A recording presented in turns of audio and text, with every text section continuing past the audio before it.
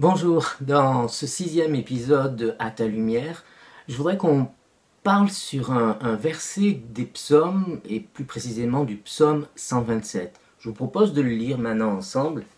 On va lire tout le psaume, même si je veux souligner une partie de ce psaume. Psaume 127. Si l'Éternel ne bâtit la maison, ceux qui la bâtissent travaillent en vain. Si l'Éternel ne garde la ville, celui qui la garde veille en vain. En vain vous levez-vous matin, vous couchez-vous tard, et mangez-vous le pain d'affliction. Il en donne autant à son bien-aimé pendant qu'il dort. Voici que des fils sont un héritage de l'Éternel. Le fruit des entrailles est une récompense. Comme les flèches dans la main d'un héros, ainsi sont les fils de la jeunesse. Heureux l'homme qui en a rempli son carquois. Il n'aura pas honte quand ils parleront avec des ennemis à la porte. Voilà donc ce psaume 127, et je voudrais souligner en particulier ces premiers versets. Si l'Éternel ne bâtit la maison, celui qui la bâtit, ceux qui la bâtissent travaillent en vain. Pour moi, c'est un texte qui souvent m'a travaillé et qui fait partie un peu de mes textes fondateurs, de ces textes auxquels on revient régulièrement, parce que au travers de ce passage, Dieu a fait une œuvre en moi, il a agi en moi, et j'ai envie ce matin, j'allais dire, aujourd'hui en tout cas, je ne sais pas à quel moment vous regarderez cette vidéo, de partager ça avec vous. Donc, j'ai fait cette réflexion, et quand je suis travaillé par un texte, j'aime bien le lire, le relire et méditer dessus. Et je me suis fait cette réflexion, si l'Éternel ne bâtit la maison, ceux qui la bâtissent travaillent en vain. Alors je me suis dit, mais alors dans ce cas-là, est-ce que ça ne voudrait pas dire aussi que si l'Éternel bâtit la maison, eh bien ceux qui la bâtissent ne travaillent pas en vain?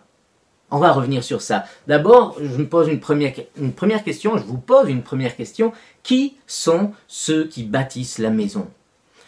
Alors, pour comprendre cela, je vous invite à aller voir dans l'hébreu la signification, plutôt l'origine du mot bâtir. Quel mot en hébreu est utilisé pour dire bâtir? Alors, vous pouvez lire ici, en hébreu, c'est le mot bana, qui a plusieurs sens, qui est utilisé dans plusieurs circonstances, parfois pour dire former, avoir des enfants, élever, parfois pour dire le mot fils, par exemple dans Genèse 16 au verset 2 et Genèse 30 au verset 3. C'est ce mot bana qui est utilisé, et dans nos traductions on trouve le mot fils, des enfants. Il peut être aussi traduit par construire, relever, fonder, revêtir, ou même le mot ouvrier, comme dans 1 Roi 5:8, c'est le mot bana qui est le mot utilisé et que l'on a traduit par ouvrier. Alors, moi ça me parle déjà pas mal. Je me dis, attends, ceux qui bâtissent, oui, c'est les ouvriers, ça on est d'accord, mais il y a aussi quelque chose dans ce mot, comme je viens de vous le dire, du sens de fils, c'est les fils. Et alors, quand les fils travaillent, ils ont la possibilité, et nous avons cette possibilité-là, de travailler là où travaille l'Éternel, ou bien là où il ne travaille pas. Dans ce texte-là en particulier, il souligne, si l'Éternel bâtit la maison, ceux qui la bâtissent travaillent en vain.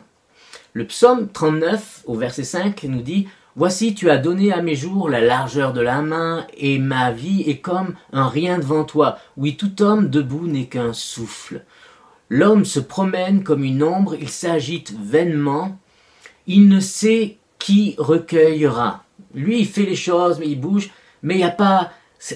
C'est comme si il s'agitait sans qu'il y ait forcément un fruit, en tout cas pas forcément un fruit dont il pourra avoir le bénéfice.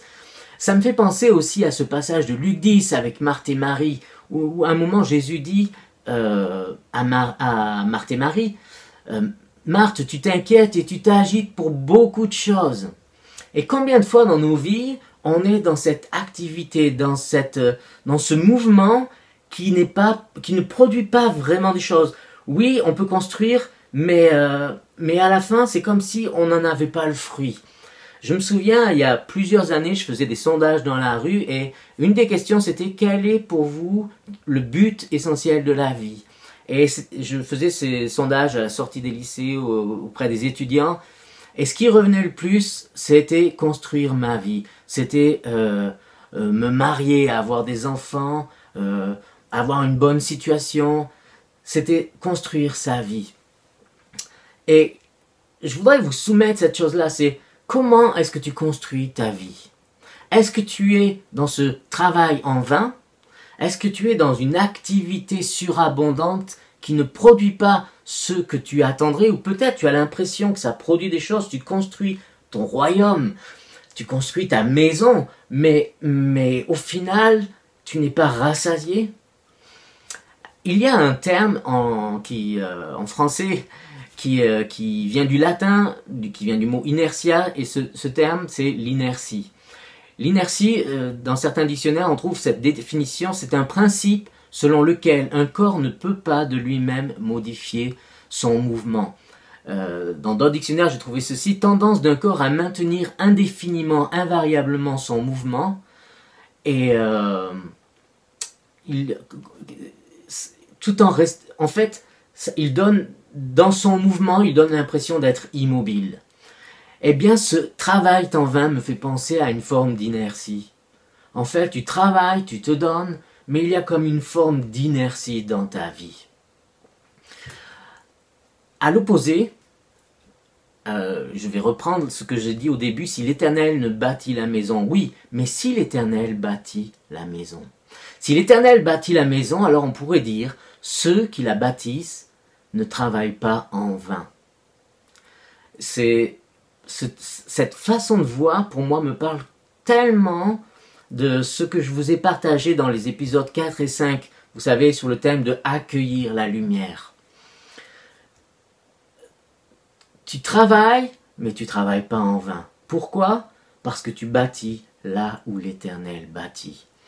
Et si vous vous rappelez, je vous expliquais que dans ce processus, en fait, la démarche était la suivante.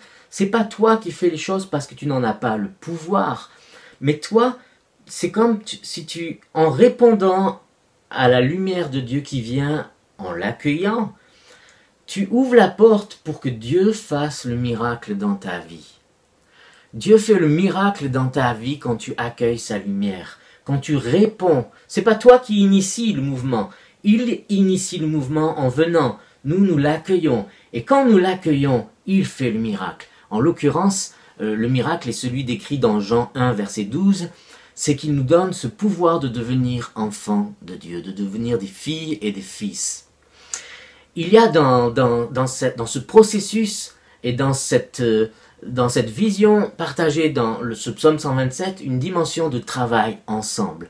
C'est pas seulement, si moi je travaille, c'est bien, et c'est ma responsabilité de le faire, mais c'est pas suffisant. Il faut que je travaille là où il travaille. Il faut que l'on travaille ensemble.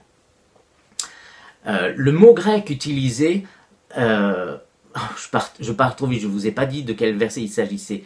J'ai en pensé, dans ce travail ensemble, ce verset 28 du chapitre 8 de l'Épître aux Romains, dans lequel il est dit, et qu'on connaît souvent, c'est nous savons du reste que toute chose concourt au bien de ceux qui aiment Dieu. Le mot concourir est traduit dans beaucoup de versions anglophones et aussi dans la Darby, une traduction française, de la façon suivante. Nous savons que toute chose travaille ensemble pour le bien de ceux qui aiment Dieu. Ce ensemble en grec, c'est le mot synergei, je ne parle pas grec, alors j'ai lu et je vous retranscris comme je l'ai lu. Et il signifie, alors clairement, quand tu vois le mot, je vais l'afficher, voilà, synergei, on pense tout de suite à synergie.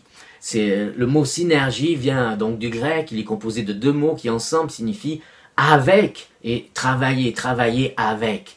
C'est pourquoi Darby a fait cette traduction « travaille ensemble ». Nous savons du reste que toute chose travaille ensemble. Si l'Éternel travaille et que les ouvriers travaillent, s'ils travaillent ensemble, ça produit un résultat. Ils construisent la maison, ils ne travaillent pas en vain. La vie peut venir. Toutes choses travaillent ensemble pour le bien de ceux qui aiment Dieu. Qui sont ceux qui aiment Dieu? Ce sont les filles et les fils. Je vais revenir sur le premier mot que j'ai dit tout à l'heure. Je vais l'afficher ici. Le mot bâtir, donc bana. Je vous ai dit tout à l'heure, rapidement, que ce même mot peut être traduit pour dire fils. Il peut être traduit pour être ouvrier. Et le mot fils, dans d'autres passages de la parole de Dieu, est un mot en hébreu qui vient de ce mot bana. Travailler ensemble, bâtir ensemble. Nous recevons quelque chose du cœur du Père. En tant que fille et fils, il a mis dans notre identité d'enfant, de ses enfants, ce désir, c'est comme c'est comme quelque chose qui a été semé en nous, d'avoir cette envie, ce besoin, ce désir de bâtir, de construire. Alors on cherche à le faire bien souvent avec nos propres forces, avec notre propre intelligence, avec notre propre pensée. Mais il y a, et c'est ce dont je veux vous parler aujourd'hui, un chemin glorieux. C'est apprendre à construire en accueillant la lumière de Christ. Et ainsi nous devenons ouvriers avec lui. C'est la pensée en tout cas du royaume de Dieu. Je voudrais juste citer ce texte de Paul dans l'épître aux Corinthiens, dans la première aux Corinthiens au chapitre 3 et au verset 9. Car nous sommes ouvriers avec Dieu. Nous sommes ses fils, nous sommes ouvriers avec lui. Nous sommes ouvriers avec Dieu, et Paul continue, vous êtes le champ de Dieu, l'édifice de Dieu. Et tout ce passage est très intéressant sur ce sujet-là, je vous invite à le lire. Donc, nous sommes ouvriers, nous sommes à la fois les ouvriers qui bâtissent, et à la fois nous sommes l'édifice qui est bâti. Nous sommes ceux qui bâtissons et ceux qui sont bâtis. Vous comprenez, la pensée de Dieu n'est pas la pensée des hommes. Pour comprendre la pensée de Dieu, il faut accueillir sa lumière et la laisser renouveler, nous donner une intelligence, une compréhension renouvelée. Sans quoi nous pouvons entrer dans ce projet. Et pourtant, ça c'est le but de Dieu, c'est le projet du Père, que nous devenions participants, ouvriers, co-ouvriers avec lui, héritiers, mais afin de, pas pour se prélasser dans les richesses du ciel, non, mais pour se mettre en mouvement, pour devenir des participants du royaume de Dieu. Et c'est ce que je veux vous inviter ce matin à être. Et pour comprendre encore mieux, regardons le Fils, Jésus, le modèle, le chemin, celui qui est notre chemin. Il est dit dans l'évangile de Jean au chapitre 5 et au verset 19, Jésus reprit donc la parole et leur dit, en vérité, c'est une façon d'insister, de dire ça a du poids, quoi. Écoutez bien, je vous le dis, le Fils ne peut rien faire de lui-même. Alléluia. Ceux qui bâtissent, bâtissent en vain si l'Éternel ne bâtit pas. Le Fils ne peut rien faire de lui-même. L'ouvrier ne peut rien faire de lui-même. Il ne fait que ce qu'il voit faire au Père. Et tout ce que le Père fait, le Fils le fait aussi pareillement. Voilà la nature, voilà le chemin dans lequel le Seigneur nous invite à avancer, à devenir pas des gens passifs, de temps en temps au bénéfice d'une grâce, d'une bénédiction, participant à des conférences, à des réunions, et puis on est arrosé, c'est cool, et on va se donner une tape dans le dos et dire allez à la prochaine. Ouais, ok, honnêtement j'aime beaucoup ça, mais c'est pas suffisant, c'est pas satisfaisant. Combien de femmes et d'hommes sont frustrés parce qu'ils n'ont pas saisi cette dimension que tu as reçu une responsabilité. Je souligne encore Jean 1, verset 12. À tous ceux qui l'ont reçu, il a donné l'autorité, le pouvoir, le droit de devenir enfant de Dieu. C'est quelque chose qui s'exerce, quelque chose dans lequel il faut entrer, se mettre en mouvement. Mets-toi en mouvement. Quand tu te mets pas en mouvement, tu es dans l'inertie, tu es inerte, c'est la mort. Tu bâtis, mais tu bâtis en vain. Quand tu es dans le mouvement de sa lumière, de sa pensée, de son royaume sur la terre, alors tu commences à voir l'édifice se construire. Et l'édifice qui se construit, c'est à la fois toi et c'est à la fois tout ce qui inclut le royaume de Dieu sur la terre. C'est ainsi que Dieu manifeste qui il est, parce que il est tel, de telle façon qu'il n'est pas quelqu'un à retenir, à garder sous la lumière sous la table, mais il met la lumière sur la table afin qu'on puisse la voir. Il construit un édifice qui se voit. Cet édifice, c'est nous, c'est toi. C'est tout son projet et ça implique tellement de choses. On en parlera dans d'autres fois. Pour terminer, je voudrais insister encore en citant ce texte de Deutéronome 30, verset 19. « J'ai mis devant toi la vie et la mort, la bénédiction et la malédiction. Choisis la vie, afin que tu vives toi et ta postérité. » C'est le projet de Dieu pour vous. Et je voudrais vous laisser avec ça. Choisis la vie. Je voudrais prier pour vous, pour que cette synergie du royaume de Dieu se mette en mouvement si elle ne l'est pas déjà. Et que si vous êtes déjà dans ce mouvement, vous puissiez être renouvelé et encouragé et rempli. Moi, si je m'arrête un jour d'être dans ce mouvement, je dépéris.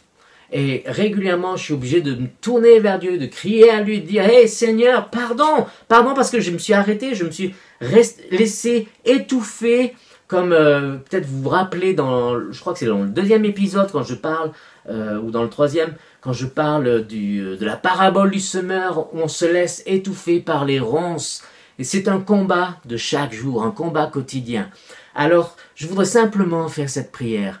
Notre Père, dans le nom précieux de Jésus-Christ, je te prie maintenant pour tous ceux qui regardent cette vidéo et je te demande cette chose, que la vie de ton esprit, que ta lumière puisse venir briller encore dans leur vie, dans le nom de Jésus. Accomplis ces choses en nous. Permets que nos cœurs soient en travail, que nous puissions travailler la terre de nos cœurs et que nous puissions travailler en persévérant jusqu'à ce que nous puissions voir dans nos vies, dans la vie de nos proches, dans nos familles, dans les quartiers où nous habitons, la lumière du royaume de Dieu venir éclairer ce monde. Merci d'avoir pris ce temps avec moi. Je vous dis à la prochaine. N'oubliez pas de vous abonner à la chaîne, de liker, de mettre vos commentaires.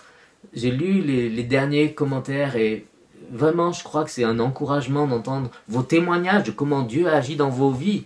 Moi, ça m'encourage et je suis convaincu que ces commentaires sont lus par plein d'autres gens qui sont aussi encouragés. Et c'est le but de ce YouTube, de cette émission.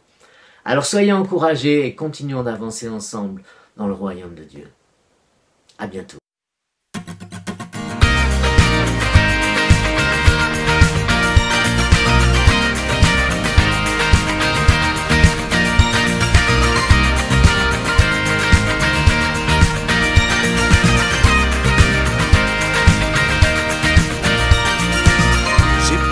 Sur la route, mais j'ai avancé. Même si des fois le doute a voulu m'arrêter.